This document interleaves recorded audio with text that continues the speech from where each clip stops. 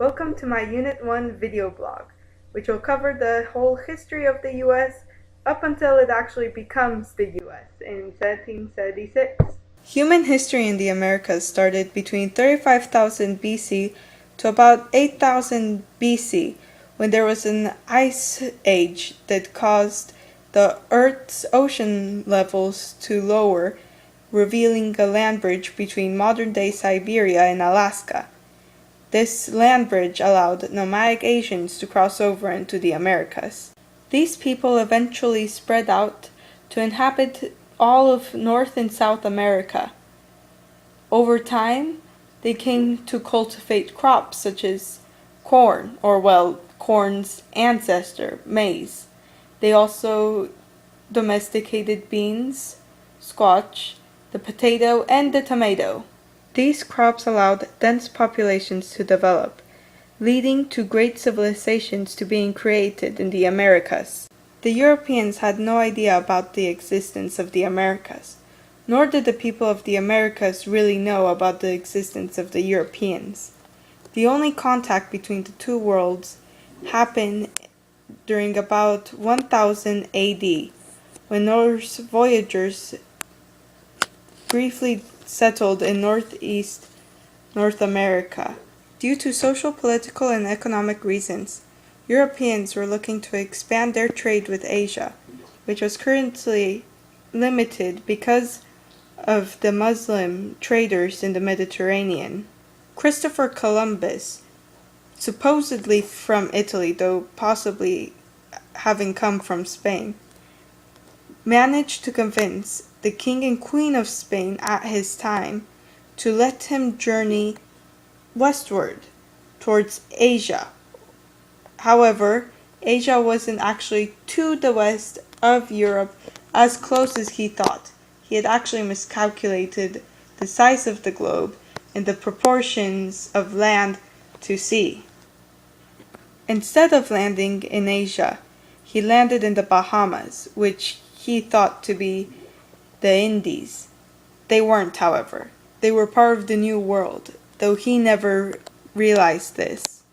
Portugal was also looking to expand their empire, although they already had a good footing in Africa and even all the way to India.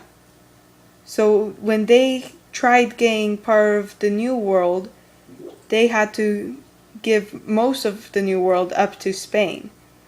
This was agreed upon in the Treaty of Tordesillas between Spain and Portugal.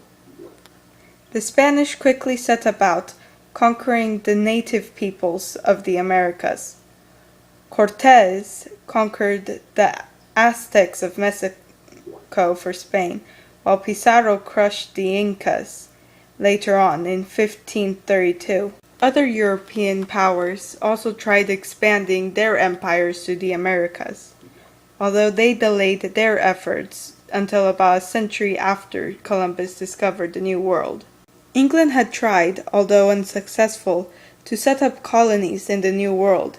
It wasn't until after England defeated the Spanish Armada in 1588 that they finally started to gain control over the Atlantic sea lanes, allowing them to finally begin to put successful colonies on the New World. The first colony was in Virginia, founded in Jamestown. At first, this colony was rather unsuccessful because of how horrible the conditions were, and because the colonists there were greedy and looking only for gold and silver to mine, although there was none of this in Virginia. And instead of looking for food, they spent their time looking for precious metals. If it hadn't been for John Smith, the entire colony would have been wiped out. But, due to his leadership, the colony survived. These colonists had rather difficult relationships with the Native Americans that lived around, the Powhatans. War soon broke out after the Virginia colony was started, and it wasn't until 1614 that the First Anglo-Powhatan War ended. Even after the war ended, because of Pocahontas and John Smith, there were still tensions between them, and soon there would be another Anglo-Powhatan War. In 1619, the Virginia House of Burgesses was established. This would be the first of many mini-parliaments to be established in the New World colonies of the English. In 1620, the Pilgrims set sail on the Mayflower to Plymouth Bay, though they didn't know yet where it was that they would land. They created on board the Mayflower Compact, which was the first step towards eventual self-rule. The Pilgrims were Puritans that had decided to separate from the Church of England and go to Holland. However, they felt their children were becoming too Dutch, so they decided to leave to the New World where their children would be safe from such Dutchification. Other Puritans, who had decided not to separate completely from the Church of England, eventually arrived in the New World in 1630, founding the Massachusetts Bay Colony. There wasn't exactly much religious freedom in the Massachusetts colonies, so in 1635 and 1636, when Roger Williams started saying things going against the Puritans' beliefs, he was convicted of heresy and exiled. He later founded the Rhode Island colony, which served as a dumping ground for all those people that weren't wanted anywhere else. There were some colonies, however, that did allow religious tolerance, such as Maryland, founded by Lord Baltimore, so that fellow Catholics of his could seek refuge. He later passed the Act of Toleration, which required religious tolerance. Pennsylvania was also a refuge colony, although this one was for Quakers, who were persecuted in many of the other colonies. Georgia also allowed some religious freedom, although life here wasn't too good, as it was a buffer colony between the British colonies and the French and the Spanish in Florida and Louisiana. England needed people to found colonies in the New World, and also people to immigrate to the New World. So, they would convince wealthy people to pay the passage of less fortunate people to the New World. These poor people that got their passage paid for will become indentured servants. They would usually serve for about 7 years and then get freed. The people who benefited from this headright system would receive 50 acres of land for every person they paid for.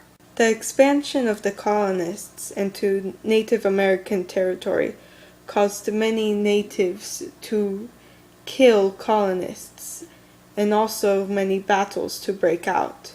The indentured servants also tended to form rebellions because they didn't really have much after they were freed from their service. There wasn't very much royal authority in the New World, but in 1686, the royal authority did create the Dominion of New England. It didn't really make the colonists very happy. But a few years later, the Glorious Revolution overthrew the Stuarts and the Dominion of New England came to an end. Many of the colonists in the New World weren't very nice, or very sane either. In 1692, the infamous Salem witch trials occurred in Massachusetts due to social, political, and economic reasons. Farmland was rather scarce in Massachusetts, and there was a big population of people, so they would often fight over land. The Salem witch trials allowed people to accuse others of being witches, allowing them to take the land of the person they accused. In 1734, Jonathan Edwards began the Great Awakening. That same year, the Sanger Free Press trial started in New York. From the early 1700s to the middle of the century, there were several wars between the Europeans. One of the later ones, the French and Indian War, also known as the 7 Years' War, was started by George Washington in 1756, and it lasted until 1763. The British won, although it soon became a problem for the English, as they had to impose taxes on the colonies, without having them be represented in Parliament so they could pay off the war. They also had to keep a control on the population, so there wouldn't be too many more colonists than English back in England. This was solved in the Proclamation of 1763, although it was unpopular with the colonists as it restricted them from going westward and expanding their farmlands. This increased tensions between the American colonists and the rest of the British. The British had to impose many taxes and acts, including one that forced colonists to take care of British troops. In 1770, there was the Boston Massacre, though it was really just a few soldiers trying to defend themselves from an angry mob of colonists. That same year, the Townshend Acts were repealed, with the exception of the tea tax, to help save a British tea company that was competing with the Dutch. Colonists were only allowed to buy British tea with the British tea tax. The later Intolerable Acts of 1774 caused colonists to have the first Congressional Congress, but Samuel Adams knew there wouldn't be any peace coming from it, and so, at the end of it, he sent out the message to the radical Sons of Liberty to go ahead and have what is now called the Boston Tea Party. Afterwards came about several years of fighting. In 1775, King George III proclaimed the colonies in rebellion officially, and tried filling Canada with loyalists, as well as the South, in an effort to crush the colonies in the middle. It didn't work out in the South, but it did in Canada, causing Americans to invade Canada to stop these loyalists from fighting them, but the attempt was a failure. The next year, on July 4th, the Declaration of Independence was signed. War raged on, however. The French were nearby, but didn't help the colonies because they would most likely lose. They did, however, want Britain to lose them, so France could once again have a shot at power. The Battle of Saratoga in 1777 won the colonists help from the French, and in 1778, the French and Americans formed an alliance against the British. The Treaty of Paris in 1783 brought about peace and liberty for America. The Americans also decided here that they would stay out of foreign affairs. At the treaty, the British had also made sure to treat the new country nicely, hoping to lure them away from the French, while the French were hoping that weakened Britain would allow the French to gain power again. But the cost of America's revolution was too great and caused bankruptcy. Soon, the bloody French Revolution came about.